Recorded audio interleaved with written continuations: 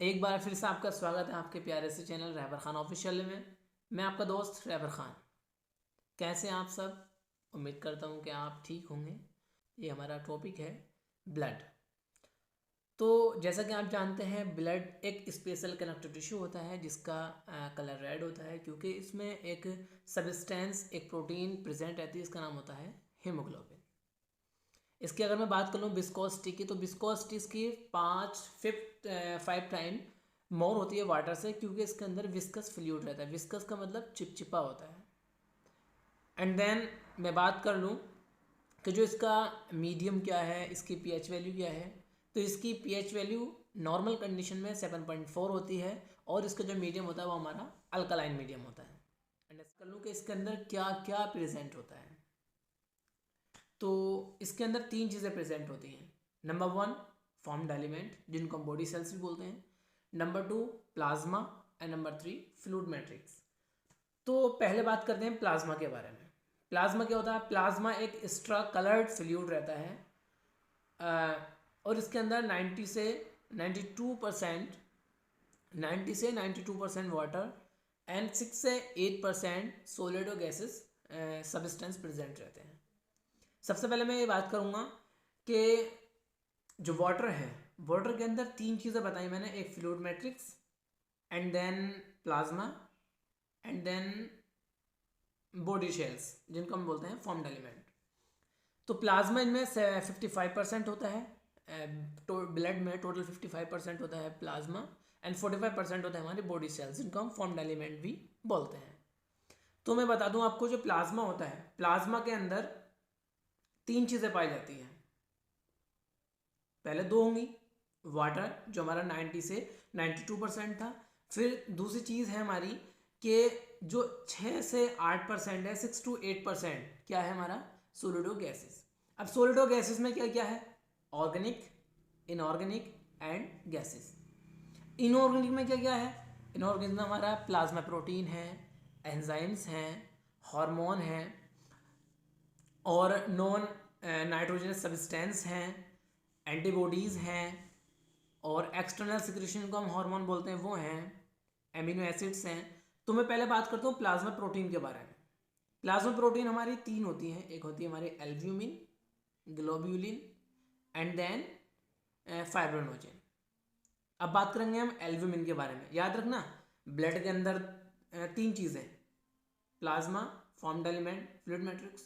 Plasma के अंदर 2 चीज़ें, 90 से 92% वाटर एंड 6 से 8% सॉलिड गैसेस जो सब्सटेंस है। अब वाटर को छोड़ दीजिए, सॉलिड गैसेस में 3 चीज़ें, ऑर्गेनिक, इनऑर्गेनिक एंड गैसेस। अब पहले पकड़ेंगे हम इनऑर्गेनिक को। ऑर्गेनिक ऑर्गेनिक क्या क्या है हमारा?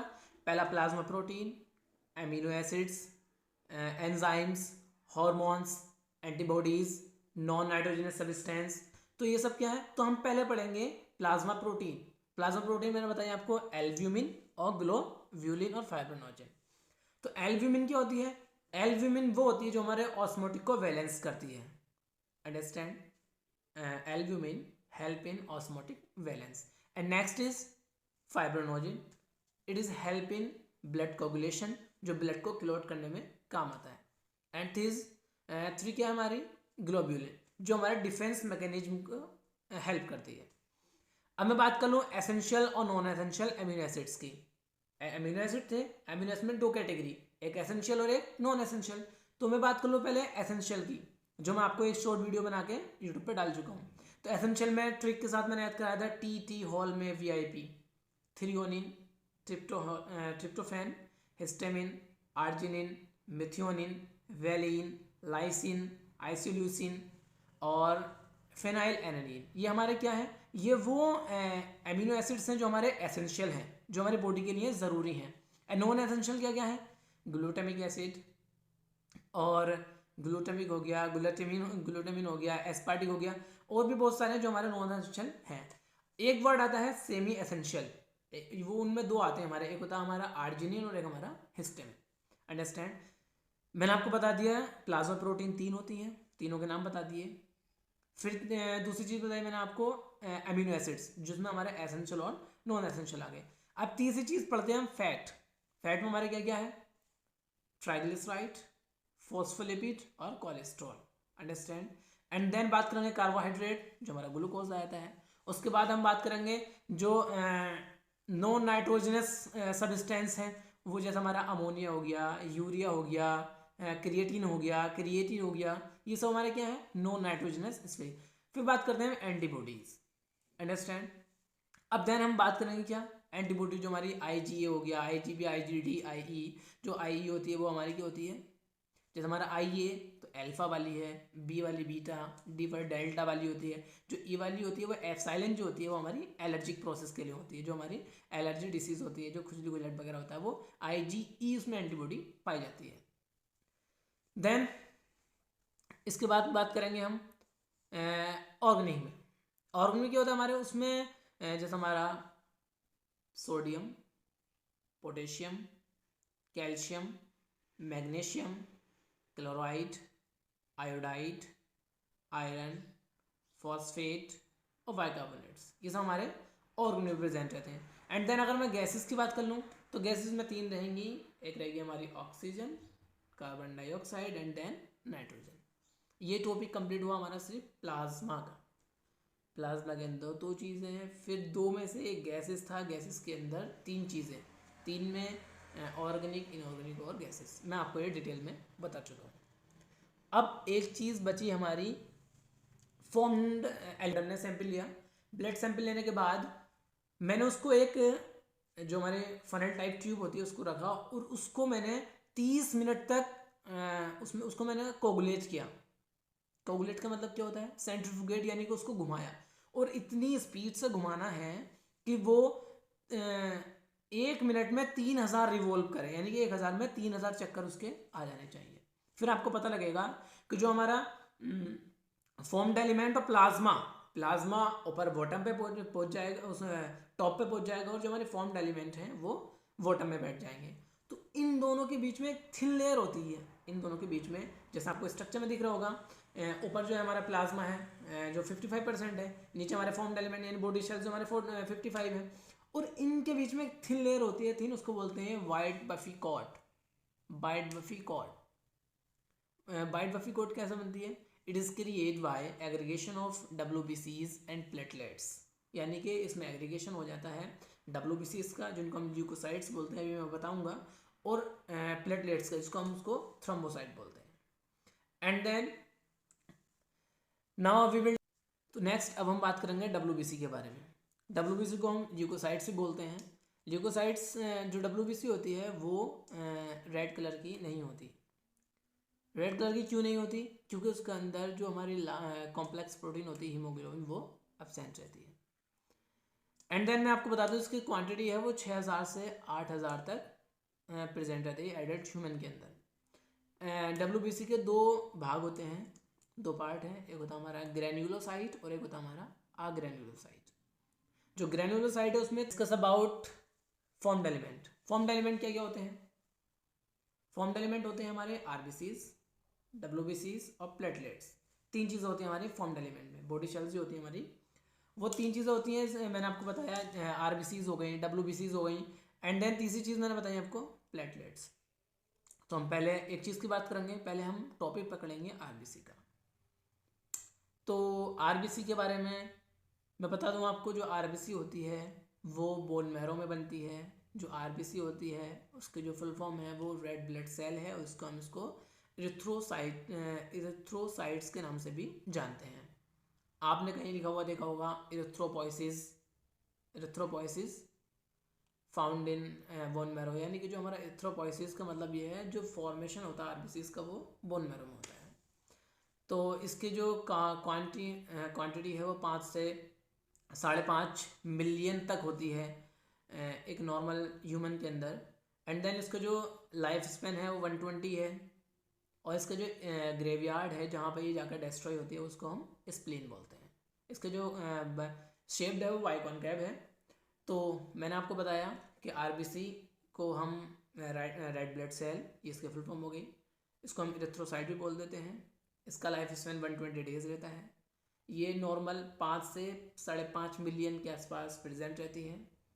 एंड देन इसका जो ग्रेवयार्ड है, जो इसका डेस्ट्रॉय कब्रिस्तान है, वो हमारा स्प्लीन है। एंड देन उसके बाद अगर हम बात करें, और हाँ एक चीज़ और, जो हमारे एंटीजेंस पाए जाते हैं वो भी आरबीसी पर ही प्रेजेंट रहते हैं।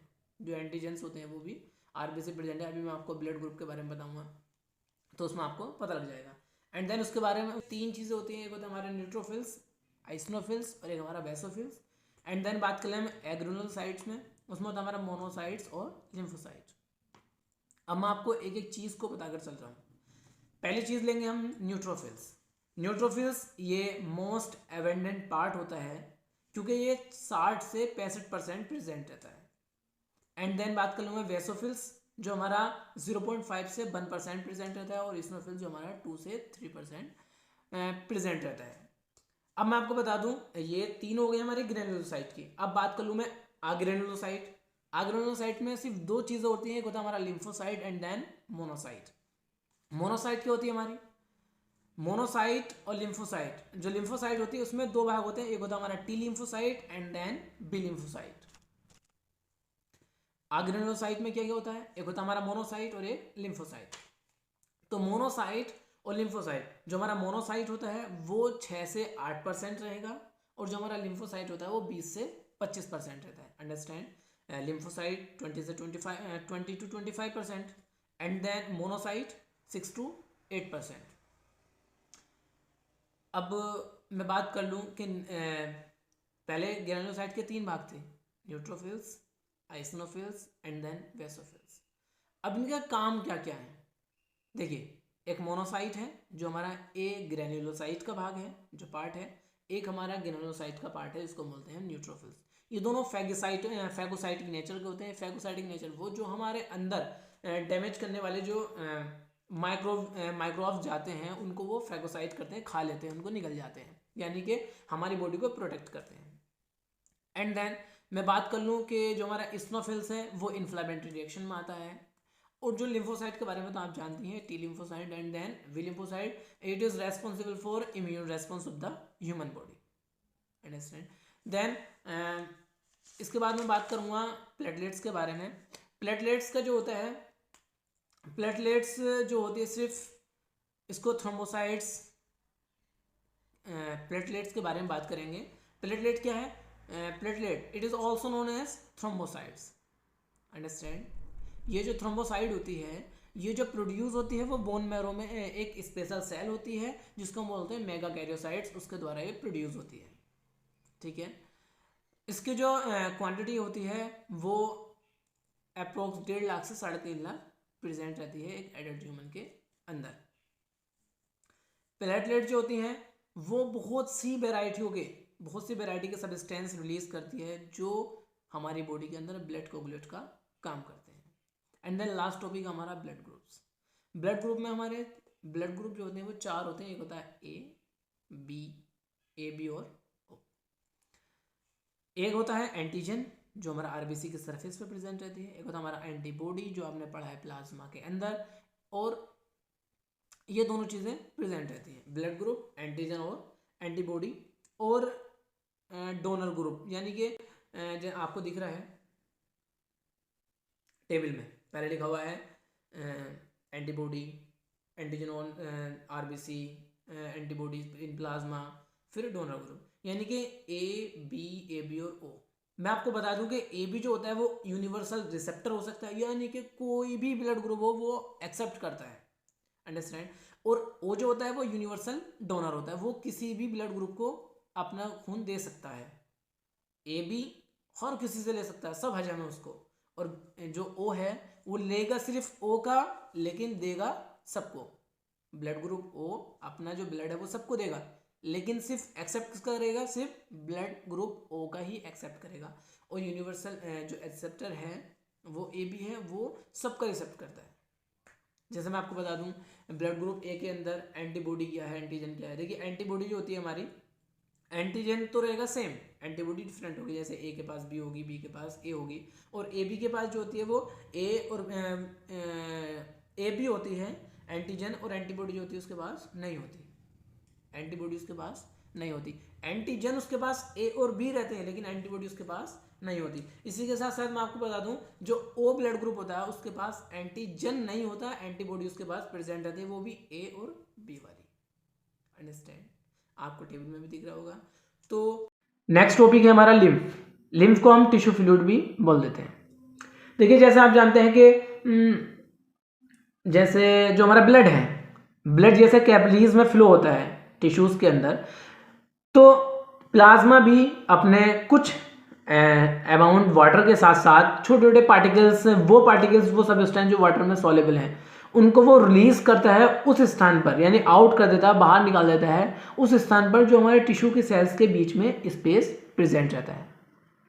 जो रिलीज किया गया वो फ्लूइड हुआ, हमने उसको क्या बोला? फ्लूइड। उसको हमने बोला इंटरस्टिशियल फ्लूइड या टिश्यू फ्लूइड। अंडरस्टैंड? उसके बाद ये फ्लूइड को कलेक्ट करता है और उन वेन्स में वापस भेज देता है जो मेजर वेन्स होती हैं। मेजर वेन्स में ये करता है और उसको वापस भेज देता है। और ये सब जो घटना है, जो ये काम हो रहा है, वो सब इस फ्लूइड की वजह से ही होता है। और जो ये ब्लड वेसल्स हैं, उनका जो नेटवर्क फैला हुआ होता है, उसको हमने क्या बोला? Lymphatic system. इस लिम्फेटिक सिस्टम में फ्लूइड जो प्रेजेंट रहता है, उसी फ्लूइड को हम क्या बोलते हैं? लिम्फ बोलते हैं। लिम्फ एक कलरलेस होता है। लिम्फ क्या होता है? कलरलेस होता है, जो कंटेन करता है कुछ स्पेशलाइज्ड लिम्फोसाइट्स को। आप जानते हैं, मैं बता चुका हूं आपको, लिम्फोसाइट्स वो होती हैं जो हेल्प करती हैं हमारी बॉडी के इम्यून रेस्पॉन्स में। और एब्जॉर्ब किया by the lymph in lacteal. Lacteal कहाँ पे साइड है? हमारी इंटरस्टिशियल वेलाई में। फैट को एब्जॉर्ब किया लिम्फ के थ्रू। लिम्फ कहाँ है हमारे? कहाँ पे उसको एब्जॉर्ब किया हमने? फैट को एब्जॉर्ब तो किया, किसके थ्रू किया? लिम्फ के थ्रू। लेकिन कहाँ किया? लैक्टियल में। और लैक्टियल कहाँ है? इंटरस्टिशियल विलाई में। तो इसी के साथ साथ आज का लेक्चर हमारा फिनिश होता है। नेक्स्ट वीडियो में हम बात हार्ट के बारे में, हार्ट दिल के बारे में। तो बने रहें वीडियो में, और इस वीडियो को शेयर, लाइक एंड सब्सक्राइब करना, चैनल को बिल्कुल भी ना भूलें। वीडियो बनाने में बहुत टाइम लगता है, तो मेहरबानी करके इस वीडियो को शेयर भी कर दिया करें यहाँ। और जो भी मिस्टेक होती है उसको आप नज़रअंदाज करें और वीडियो का आनंद लें। सुने, ध्यान से सुने। मैं एक एक चीज़ आपको तोड़ के बताता हूँ, ध्यान से बताता हूँ। तो ध्यान रखें। Take care all of you. Bye bye.